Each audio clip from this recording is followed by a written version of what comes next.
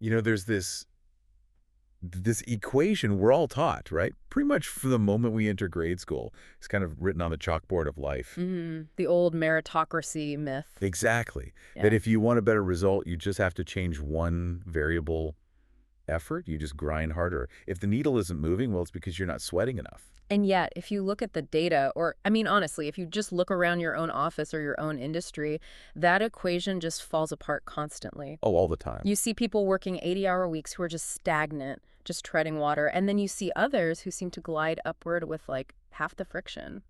We usually write that off as luck, though.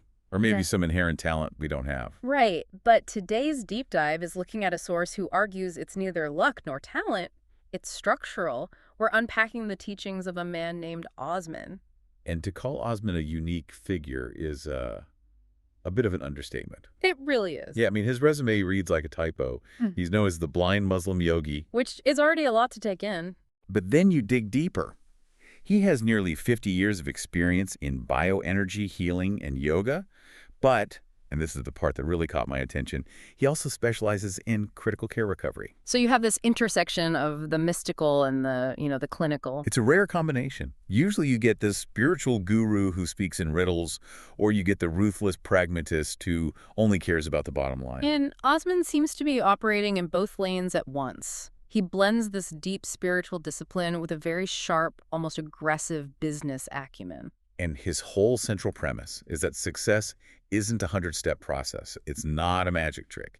He boils it all down to what he calls the 3 keys. And he's so specific about the relationship between these keys. It's not like a menu where you can pick 2 out of 3. No. He argues that if you're missing even one, you will fail. You might make money, but you'll be miserable. Or, you might be happy, but broke. To have sustainable success, you need the whole triad. Okay, so let's map this out for everyone. We have key 1, hard work, key 2, strategy, and key 3, which he calls wiring. It sounds deceptively simple. It does, but as we went through the source material, the nuance is pretty radical, especially when you get to that second key. But let's start with the first one, mostly just to get it out of the way. Key 1, hard work. The trap. See, that's interesting right there. Most people call it the solution. Osman calls it a potential trap. Well, to be precise, he calls it the prerequisite. He acknowledges that you can't build anything without energy. Hard work is the fuel in the tank. Sure.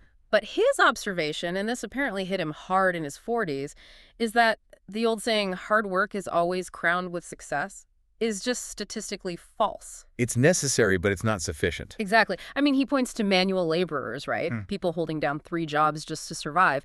The caloric output is massive. The hard work is undeniably there. Oh, absolutely. They aren't moving forward, not financially, not strategically. It's that treadmill effect. You can sprint until you collapse. You're working harder than anyone else in the gym. But geographically, you haven't gone anywhere. And that energy, without direction, it just creates heat. It doesn't create motion. Osman realized that hard work provides the potential for success, but it doesn't guarantee it. Which leads directly to the second key. Right, because if hard work is the engine, strategy is the steering wheel. Now, strategy is one of those words that's been, abused to death. It usually means a 5-year plan that just sits in a PDF somewhere and nobody ever looks at it. And Osman absolutely hates that approach. He argues that the traditional long-term plan is, well, it's actually dangerous. Dangerous. How so? Because it locks you into a path that might be wrong. If you commit to a 5-year plan and the market changes in year 1... You spend the next 4 years driving off a cliff. Exactly. So what's the alternative? Agility. Radical agility. And this brings us to what I think is probably the most actionable tool in this entire deep dive. The 14-day rule. The fortnight assessment. I love this concept. Walk us through how this actually works in practice. So Osman used to tell people to give a plan 2 years. Then he realized that was just way too long to wait to see if something was working. Way too long. Then he cut it down to 6 months. But now he advocates for a bi-weekly audit every 14 days. 2 weeks. That is a tight loop. It's incredibly tight, but it's based on principles adapted from Harvard Business School logic about calculation and adjustment. The idea is every 2 weeks, you stop. You look at your goal, you look at your results from the last 14 days. And you ask a really simple question. A binary question. Am I moving in the direction of my goal, or is nothing happening? And if the answer is nothing is happening, Then you tweak the plan immediately. see, that's where people get stuck. We tend to think, oh, I just need to give it more time. Or, I just need to work harder. And that's just the sunk cost fallacy talking. Osman is saying, do not abandon the goal. If you want to start a business, keep that goal. But if your marketing strategy didn't work in 14 days, change the marketing. Don't spend a year banging your head against the same wall. Right. It's fail fast and fix faster. Yeah. He says you have to separate the destination from the vehicle. Most people fall in love with their vehicle, their specific way of doing things, and they drive it right into the ground. So to help with that navigation, to help you actually build that strategy, he provides a syllabus. And I want to dig into this because his reading list is, well, it's eclectic. It is not your typical business school reading list, no. He starts with the classics, right? Dale Carnegie. He does, How to Win Friends and Influence People. But he frames this not as a nice-to-have soft skill, but as a strategic necessity. Right, because you can have the best idea in the world, but if you can't communicate it, it just dies in your head. Exactly. Communication is a tool. If you can't bring people to your side, your hard work doesn't matter one bit. He also recommends How to Stop Worrying and Start Living, also by Carnegie. Which makes sense. If you're crippled by anxiety, you can't make strategic decisions. You're just in fight or flight mode. Correct. But then he takes a turn into some more advanced territory. He mentioned a book called Sleight of Mouth. Sleight of mouth. Yeah. That sounds like a magician's manual. It sounds like it, but it's actually a deep dive into neuro-linguistic programming, NLP. It's a manual on persuasion and reframing. Okay. Osman notes it offers 12 specific strategies to scientifically convince someone who holds a completely opposing view to understand your way of thinking. He even used the example of an atheist and a theist, Yeah. right? I mean, these are really deep-rooted beliefs. Yes. He says you might not convert them, but you can use these patterns to get them to see your perspective.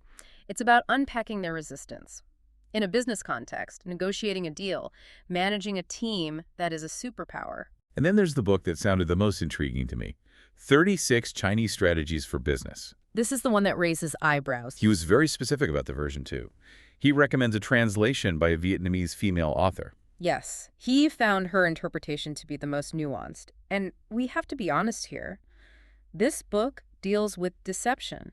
It deals with warfare. Strategies like hide a knife behind a smile. Exactly. Feints, misdirection, all of it. So this begs the question, is the blind Muslim yogi telling us to go out and scam people? No, and he is very, very emphatic about that. He believes in ethical success. He says, don't use these for fraud. He warns that doing things illegally or unethically just leads to headaches later. The long way is actually the shortcut. It is, because you sleep better at night. So if we aren't using these strategies to attack, why read the book? Defense.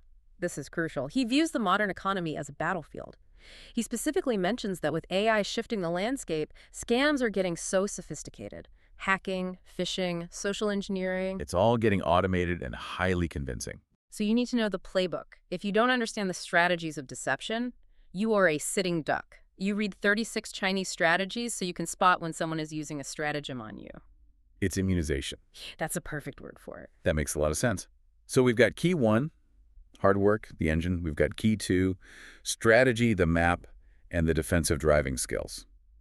But Osman says there is a third key, and he calls this one the missing link. And this is the piece that explains why you can have a great work ethic and a brilliant strategy and still fail. It's the concept of wiring. And he drops a statistic here that just stops you in your tracks. 97%. 97%. He states that 97% of your behavior is controlled by your subconscious mind. That is.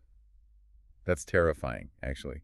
So we are essentially just passengers in our own bodies. In many ways, yeah. The conscious mind, the part of you that says, I'm going to start a business or I'm going to lose weight, that's only 3% of the processing power.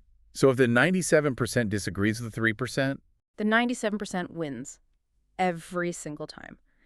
This is what we call self-sabotage. You have the strategy, you have the energy, but your subconscious is wired for fear or comfort or a belief that you don't deserve success. so you procrastinate. You miss the email. You get sick right before the big meeting. It's the invisible barrier. I think we've all felt that. You know exactly what you need to do, you want to do it, and you just don't. That's the program running in the background. So key 3 is all about rewriting that code. You have to unpack and reprogram the mind. And because Osman is this mix of yogi and businessman, he offers 2 very distinct ways to do this. Method A and Method B. Let's start with the physical one. This is where his 50 years of yoga comes in. Right. He talks about pranayama or breath work. Now, in the yogic tradition, they talk about nadis. Nades. Okay, unpack that for us. Think of them as channels. In Western medicine, we have the nervous system. In bioenergy, you have nades. Osman argues that these channels get blocked with subconscious matter, trauma, stress, negative patterns. It's like plaque in an artery. And breathing Yeah. clears them. Specific breathing patterns. He says it acts like a physical purge. It clears the internal blockages. He describes the result as cleaning the lens. Over months and years of practice, you aren't fighting yourself anymore. You become more mindful, more centered, and strangely, more goal-oriented. But not everyone is going to become a yogi overnight. It takes discipline. So he offers Method B, which I'm calling the brute force method. It really is brute force. It's audio reprogramming. This is where he brings in the big guns of the self-help world. Tony Robbins, Vishen Lakhani from Mindvalley. Right, and I know some people roll their eyes at the motivational speaker circuit, but Osman's advice on how to use them is fascinating. He says, don't listen for the logic. That's the key phrase. Don't worry about the logic. He's not telling you to sit down, take notes, and intellectually agree with Tony Robbins. So what are you doing? You're immersing yourself. He says, listen while you drive, listen while you walk, listen while you're doing the dishes, just let it play. It's basically background noise. It's repetition. The goal isn't intellectual understanding, it's overwriting the tape. He wants you to listen until it becomes nature. You are trying to bypass the critical conscious mind, that skeptical 3%, and just flood the 97% subconscious with narratives of success, resilience, and strategy. So you're basically brainwashing yourself, but for success. That is exactly what it is. Wow. And Osman's point is this. If you don't program your own mind, society will program it for you. And society's programming is usually about fear and consumption and inadequacy. So take control of the input. Exactly. And once the subconscious accepts the new program, the self-sabotage just stops. And suddenly, the hard work from Key 1 finally gains traction because the brakes are off. It's really a holistic ecosystem when you look at it. You have the body providing the labor, hard work, the conscious mind steering the ship, strategy, and the subconscious spirit providing the engine power, wiring. And notice how they protect each other. Strategy protects your hard work from being wasted. Wiring protects your strategy from being sabotaged by your own fears. It makes so much sense why he calls it the missing link. I think a lot of people have one or two, but rarely all three. You have the dreamer with the wiring and strategy, but no hard work. Or the grinder who has the hard work but no strategy. And you have that frustrated intellectual who has the strategy and works hard, but their internal wiring is set to failure, so they just constantly trip themselves up. Putting this into context of right now, Osman mentioned the economy's changing. We touched on AI earlier. Why is this framework so urgent today? Because the margin for error is shrinking. In an AI-driven world, manual repetition is becoming valueless. The hard work pillar is changing. It's less about lifting heavy things and more about mental endurance. But the strategy and wiring are what differentiate a human from an algorithm. Right. An algorithm follows a script. A human can rewrite their own script. Exactly. You're competing with machines that don't sleep and don't need coffee breaks. If your only value proposition is, I work hard, you are obsolete. You need that strategic edge. You need to be an entrepreneur of your own life, managing multiple income streams. That's a powerful distinction. And again, I really appreciate his emphasis on ethics. Through all of this, he's teaching Chinese war strategies and brute force mind control, but he keeps coming back to, do it legally, do it ethically. He says, don't go for quick gains and sit with headaches later. That's wisdom from a man who has seen a lot of life. The shortcuts are usually traps. The real shortcut is clarity. Clarity, that's a good word for it. So let's recap the 3 keys for everyone listening. Okay. Key 1. Hard work is the price of admission. You have to do it, but don't expect it to save you. Key 2. Strategy is the steering wheel. Adopt the 14-day rule.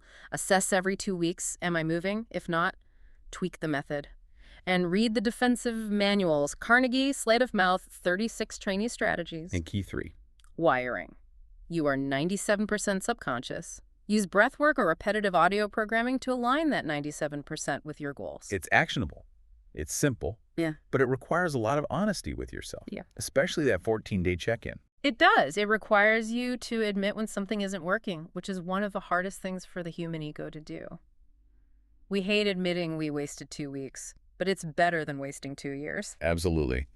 Now, before we wrap up this deep dive, I want to leave our listener with something to chew on. We talk about that 97% statistic. It's the most haunting number in the whole discussion. It really is. So here is the question. If 97% of your behavior is subconscious, how much of your hard work today was actually your choice? And how much of it was just a program running in the background? Are you the pilot, or are you just sitting in the cockpit while the autopilot flies you in circles? Something to think about while you're driving or doing the dishes today, maybe while listening to some Tony Robbins. Couldn't hurt. Huge thanks to Osman, the blind Muslim yogi, for these insights, and thank you for listening to this deep dive. Try that 14-day assessment starting today. Mark your calendar. We'll see you in the next one.